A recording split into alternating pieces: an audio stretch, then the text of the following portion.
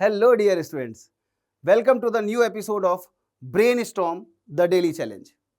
प्यारे बच्चों, JEE advance की तैयारी के दौरान इस बेहतरीन जर्नी में हमें अपनी प्रॉब्लम सॉल्विंग स्किल्स को रेगुलरली इंप्रूव करने की ज़रूरत होती है।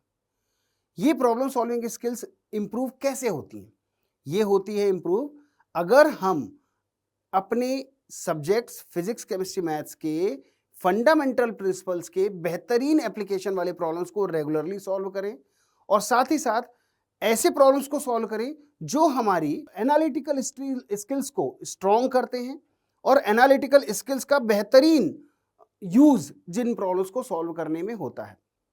ब्रेनस्टॉर्म ऐसे ही प्रॉब्लम्स का कलेक्शन है जो हम LNJE चैनल में आपके लिए डेली लेकर आ रहे हैं फिजिक्स, केमिस्ट्री और मैथ्स में एक नए चैलेंजिंग प्रॉब्लम के रूप में।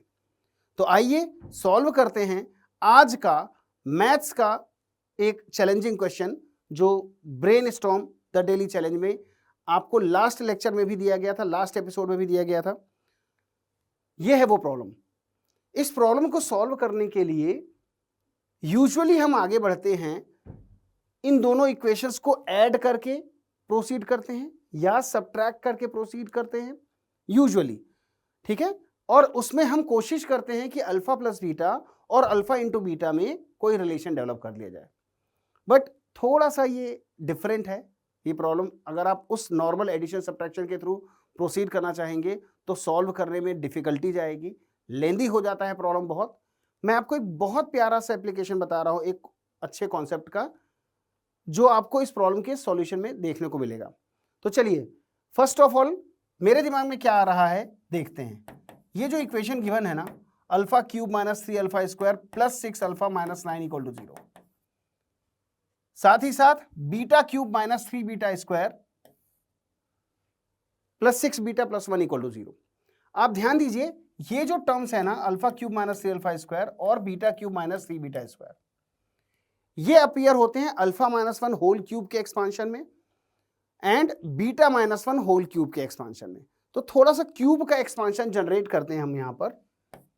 कैसे जनरेट करेंगे? अल्फा क्यूब, हम उन टर्म्स को यहां नोट कर रहे हैं जो अल्फा माइनस 1 होल क्यूब के एक्सपांशन में आते हैं। Alpha cube minus 3 alpha square plus 3 alpha minus 1, ये है अल्फा माइनस 1 होल क्यूब का एक्सपांशन। इसको थोड़ा सा कंपेंसेट करने के लिए क्या क्या चाहिए वो लिखते हैं हम यहां पर। 6 अल्फा में से 3 अल्फा लिखा जा चुका है यहां पर, तो अब बचेगा यहां पर 3 अल्फा।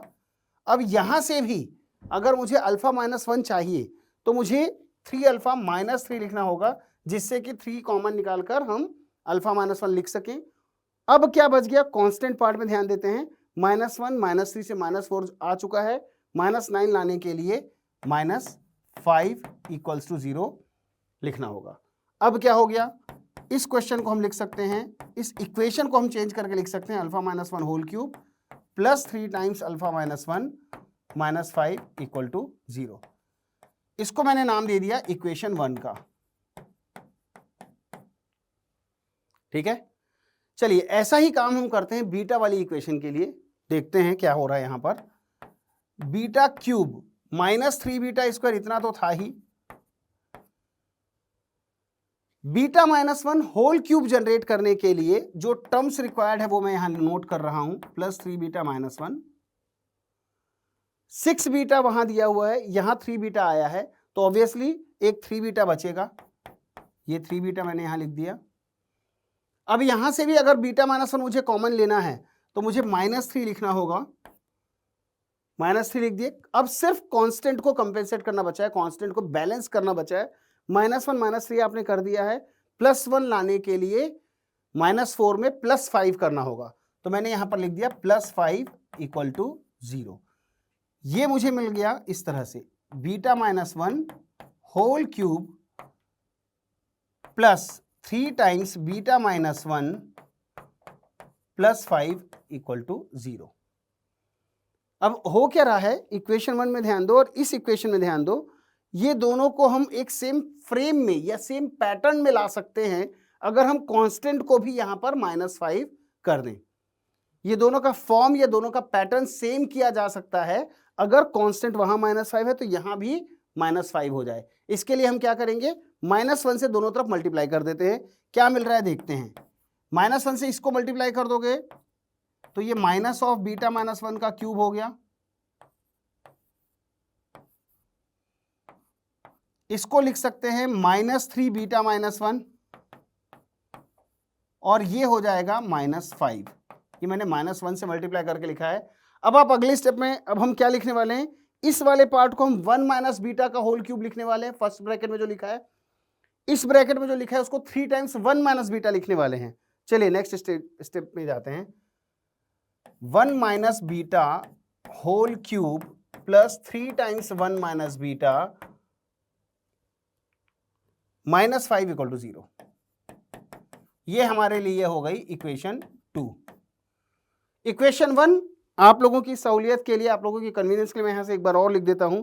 ये इक्वेशन 1 है हमारे पास, alpha -1 whole cube plus 3 times alpha -1 -5 equal to 0। ये हमने इक्वेशन 1 लिखी थी लास्ट स्लाइड में।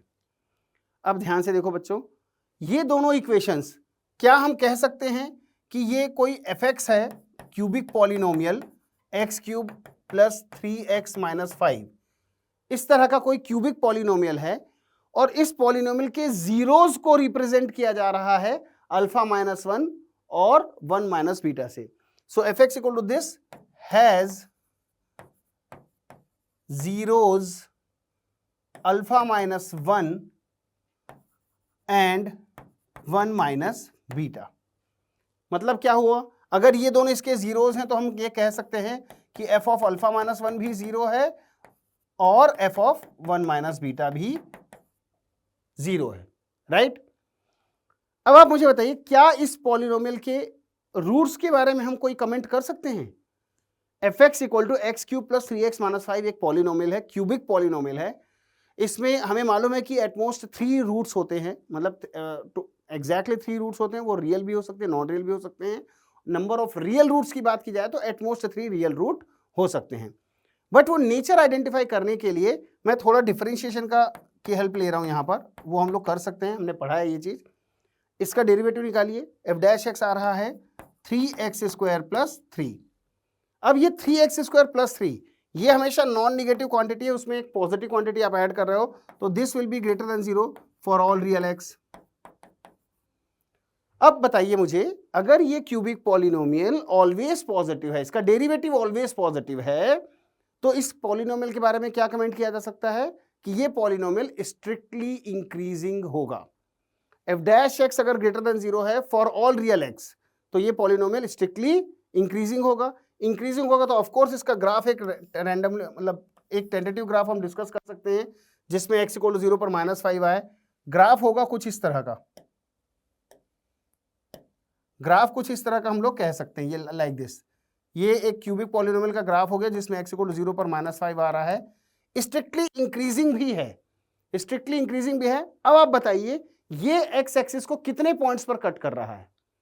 अगर फंक्शन स्ट्रिक्टली इंक्रीजिंग है तो ऑब्वियसली, और x एक्सिस को कट कर रहा है तो ऑफ कोर्स वो सिर्फ और सिर्फ एक पॉइंट पे कट करेगा। मतलब fx इक्वल टू 0 के fx equal to 0 will have exactly 1 real root.